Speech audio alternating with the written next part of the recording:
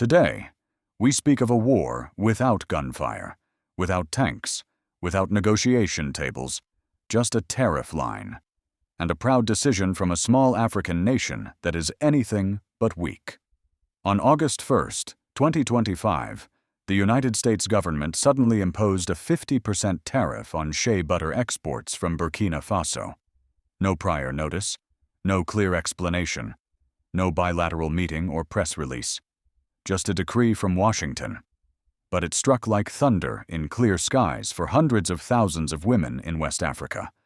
Shea butter is no stranger to the world. For over 20 years, it has been an essential ingredient in lotions, lipsticks, and skincare products across America and Europe. But for Burkina Faso, a landlocked country in the semi-arid Sahel, shea butter sustains thousands of families. It is school fees, it is market money, it is life. In the town of Kaya, Madame Salamata Konate, head of a cooperative of 80 women, received the news in silence. She said nothing. She only looked at the stacks of shea butter containers in the warehouse, waiting to be shipped. And she knew everything was about to change. In many economic crises, poor nations step back, stay silent, hope for rescue. But this time was different. President Ibrahim Traoré, once a soldier defending his own village, did not ask for permission. He did not kneel. He acted.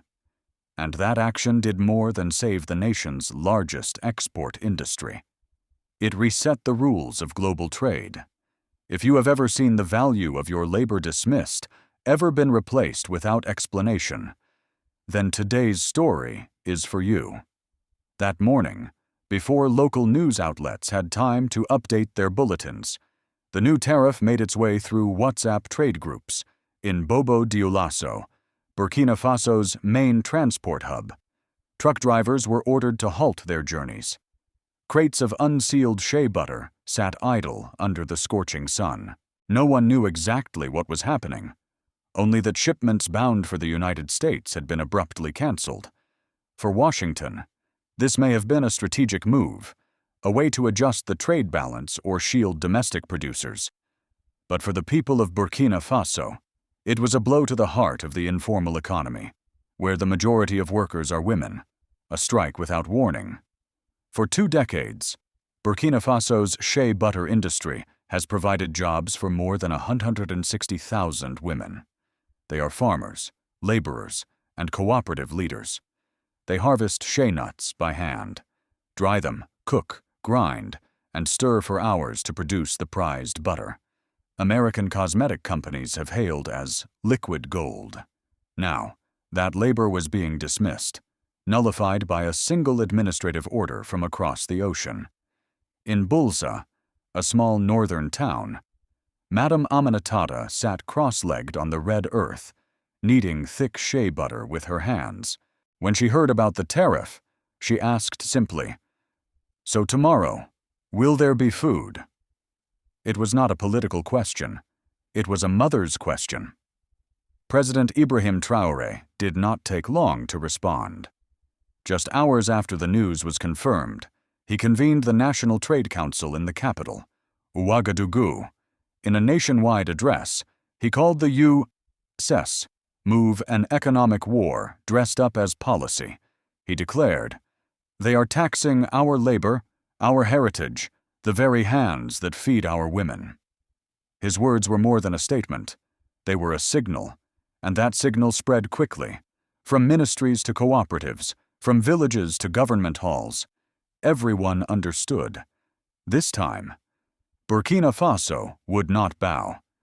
The Ministry of Trade rushed to contact regional partners. The Ministry of Agriculture compiled lists of cooperatives at greatest risk of losing income. The Ministry of Transport was ordered to review the entire Eastern Logistics Corridor, previously neglected because most exports moved toward the Atlantic. On the ground, warehouses stopped intake. Trucks were turned back. Women who once spent their days stirring vats of shea butter now stood in the shade of neem trees, waiting for direction. In many places, they were accustomed to government silence. But this time, They did not have to wait long. Traoré did not beg for aid, nor did he assign blame. He pivoted, and in that pivot, a new chapter began. On August 2nd, just one day after the tariff took effect, Traoré convened cooperative leaders, trade officials, and local businesses. He announced the creation of the Emergency Support Program for the national shea supply chain, a plan to sustain production, provide temporary financial relief to cooperatives, and identify alternative markets as quickly as possible. Though small, Burkina Faso possessed assets the world needed: clean raw materials, resilient labor, and a refusal to trade away dignity. Just as U.S. orders were being canceled, phone calls began pouring in from Nairobi, Mumbai, and Dubai. Market analysts in Asia recognized that America's strike had not only created a gap, it had opened an opportunity. A stable supplier like Burkina Faso could not simply be erased. On August 3rd, Chinese trade representatives formally requested a meeting with Burkina Faso. One day later, at exactly 10:17 a.m., a $2.1 billion contract was signed. From a crisis that seemed like an ending, Burkina Faso carved out a new path, one no longer dependent on the old powers. On August 4th, 2025, China officially announced a groundbreaking decision. 128 domestic companies were granted licenses to import shea butter from Burkina Faso. No quotas, no exchange rate restrictions, no hidden loans or backdoor conditions. Just trade, direct, transparent, with clear terms. This was not aid. This was a strategic partnership. 3 days later, 3 shea butter processing plants broke ground simultaneously in Shenzhen, Tianjin, and Nanjing. Each was designed to handle more than 1,000 tons of raw material per month, equipped with refining lines calibrated specifically for Burkina Faso's shea, rich in fatty acids, fine in texture, highly absorbent. The very shea once praised by cosmetic manufacturers as the soul of the product. In Ouagadougou, President Traoré stood before a map of West Africa, tracing his finger along the old routes, once leading to ports in Côte d'Ivoire and Ghana, before slowly redrawing the axis eastward, ending at the port of Gwadar. He said, "This is no longer theory. This is our new axis." That message spread swiftly across government ministries, no longer a defensive stance. Burkina Faso was now leading the game. Among ordinary citizens, the reaction was just as clear.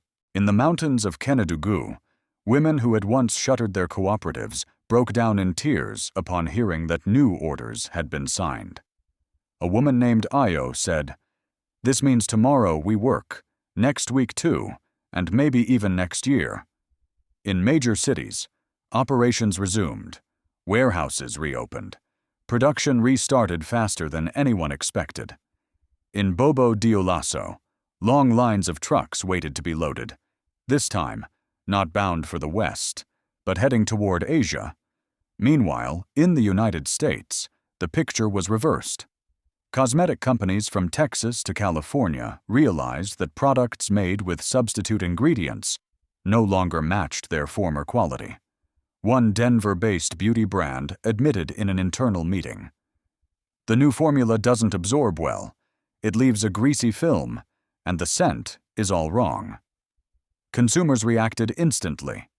Skincare forums were flooded with comments like, "This isn't real shea. Something's off."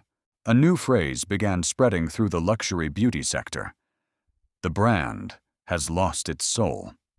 In Chicago, Clarissa Woodson, owner of a natural cosmetics shop, looked at her empty shelves and said quietly, 3 months now, not a single new shipment of shea." Her store was not alone. From Brooklyn to Los Angeles, small businesses faced shortages, layoffs, even closures. Back in Ouagadougou, President Traoré did not celebrate. He convened midnight meetings at the presidential palace to review logistics maps and prioritize repairs to critical routes. The Ministry of Transport received an urgent directive: rehabilitate the Dori-Tema corridor, long neglected because it lay outside the westward trade routes. On August 7th, Burkina Faso's Ministry of Trade and Industry unveiled a negotiation package with China. No raw exports, only refined products, mandatory technology transfer, and 5% of revenues reinvested directly into agricultural infrastructure. What had long been the dream of many African nations, adding value locally, maintaining control of the supply chain, had now become reality in Burkina Faso. On national television, Industry Minister Soro Zerbo stated plainly, "This is not a supply chain disruption. This is a test of national dignity." Across Africa, headlines ran from Nairobi to Lagos to Abidjan. In Asia, trading floors adjusted portfolios. The London Futures Index for shea butter jumped 11%. Market analysts warned, a new trade axis is forming. And from this unexpected pivot, Burkina Faso not only preserved its lifeline, it was rewriting its role in global commerce.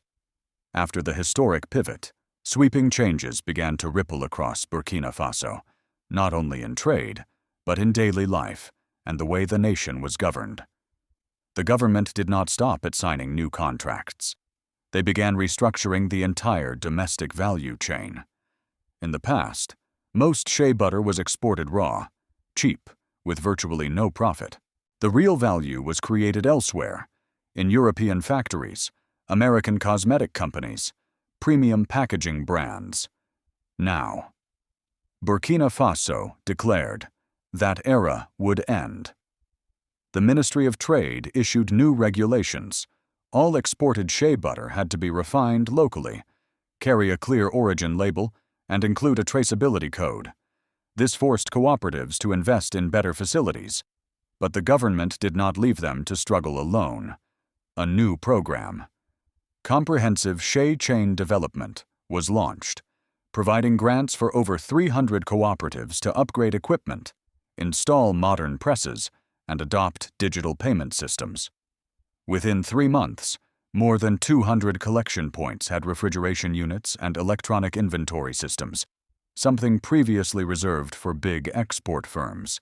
Change also rose from the bottom. In the town of Banfora, a women-led cooperative began hosting basic Chinese classes every Tuesday afternoon. The purpose wasn't migration, but direct communication with new partners, cutting out middlemen. They learned to say, "What is the FOB price? We can ship next week. We want to amend this clause in the contract." For the first time, rural women laborers became familiar with the term reservation of rights clause, and they applied it in practice. At the national level, the Ministry of Finance reformed the export tax system for shea, lowering taxes on refined products, exempting businesses that invested in remote areas, and prioritizing working capital loans for women-led cooperatives. The Ministry of Education did not stay aside either.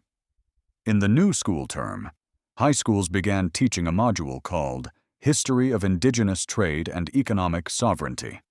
One of the first essay questions asked, "Can economic sovereignty begin with a single shea nut?" The answer was not found in textbooks, but in what people were living through each day.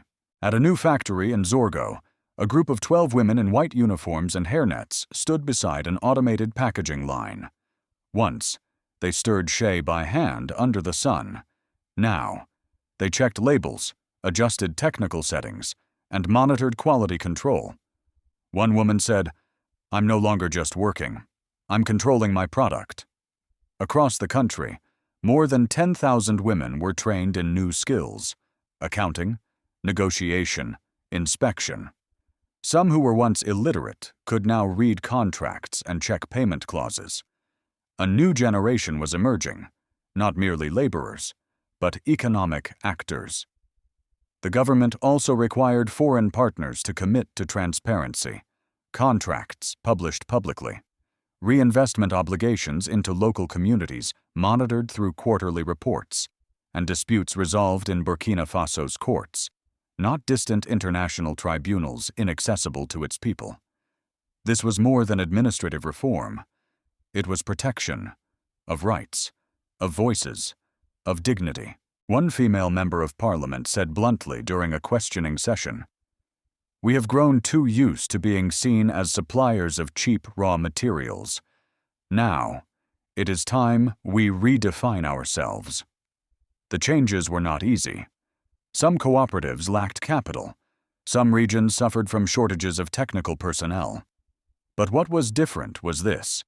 For the first time, people felt they were moving alongside their government, not running behind a distant policy. And when people believe in change, society begins to shift. Here's the full English translation of your passage. In the United States, the official response to the shockwave from Burkina Faso was silence. There was no press conference from the White House, no clear statement from the Department of Commerce, only vague declarations about national interests and trade balance. But behind the closed doors of private meetings, it was obvious that nothing was normal. Major cosmetic companies were unsettled. Mid-sized brands in Illinois, Georgia, and New York began receiving a flood of negative customer feedback. The product isn't the same as before. It doesn't feel real. This isn't Shea. The phrase, "the soul of the brand is gone," gradually spread throughout the high-end beauty industry. A natural brand in Miami admitted they were now hand-packing orders themselves to save on labor costs. "If rent goes up one more time, we'll have to shut down." For large corporations like Estée Lauder, losses were absorbed by cutting product lines and postponing launches. But for thousands of small businesses, especially beauty brands serving African American communities, the blow was nothing short of devastating. When Burkina Faso signed a $2.1 billion agreement with China, many thought it was merely a reaction. But by mid-August 2025, it was clear. This was not a reaction. This was a doctrine built on preparation, not begging, on transparent contracts, not blind trust, and above all, on the dignity of a people once underestimated. The people of Burkina Faso did not take to the streets in mass protests. They did not burn flags, nor chant slogans. Instead, they woke up earlier, checked order volumes, and learned one more word in Chinese. In every cooperative, every warehouse, every training session, they proved one thing. Transformation does not need noise, but it does require persistence. In international forums, the question grows louder. Is this a new model for Africa? Could Ghana do the same with cocoa, Nigeria with palm oil, Senegal with tuna? And if dozens of countries stood up together to renegotiate supply chains, would the world still keep the old rules of the game? The answer is unclear. But one thing is certain. The world is listening. In Paris, diplomats admit they have lost a position once taken for granted. In Washington, policy experts are beginning to suggest renegotiations to avoid further loss of influence. But this time, Burkina Faso is no longer coming to ask for permission. They arrive with terms. They arrive with numbers. They arrive with a new trade map they drew themselves. And within each of those contracts lies a quiet but vital clause: benefits for rural women. In Ouagadougou, every exported Shea shipment now bears the stamp "Women's Gold," a symbol of the labor of thousands of women who built this industry from nothing. A young logistics director said at a recent seminar, "We used to have to chase corporations. Now they line up at our door." That statement has since been printed on posters at the National Business School. No one knows whether this success can be sustained. Markets always change. Competition is always fierce, and great powers do not easily give up their advantages. But today, at least, Burkina Faso has pointed to a path. Development does not require sacrificing dignity. Negotiation does not require bowing down. Economic sovereignty does not have to be a distant dream. And what about you?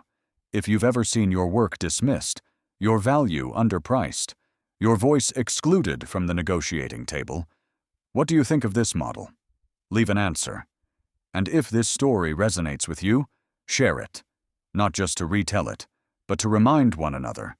Dignity cannot be taxed, and as of today, it is no longer postponed. At first, U.S. media stumbled, but then the story spread. By mid-August, an article in the Wall Street Journal titled "From Shea to Strategy, Africa's New Power Broker" sent shockwaves through the investment world. The article described Burkina Faso not as a passive supplier, but as an equal negotiator. And that shift forced superpowers to reassess Africa's role in the global supply chain. While the U.S. was still holding meetings, China had already acted, fast, decisive, and without fanfare. On August 4th, China's Ministry of Commerce authorized 128 domestic companies to import shea butter from Burkina Faso, formalizing its entry into the Asian market. 3 days later, 3 new factories broke ground in Shenzhen, Tianjin, and Nanjing. Within a week, multi-billion-dollar contracts were signed under clear terms. No raw exports, no loans, no hidden debts, just fair, mutually beneficial trade. China offered no grand speeches, but its actions spoke for themselves. They saw an opportunity to expand influence, secure a stable supply of high-quality raw material, and reinforce their image as a partner that respected sovereignty. In Tokyo, K-beauty firms began inquiring about shea from Burkina Faso. In Jakarta, Indonesia's Ministry of Trade dispatched a delegation to Ouagadougou to study the model. In Lagos, cocoa exporters asked,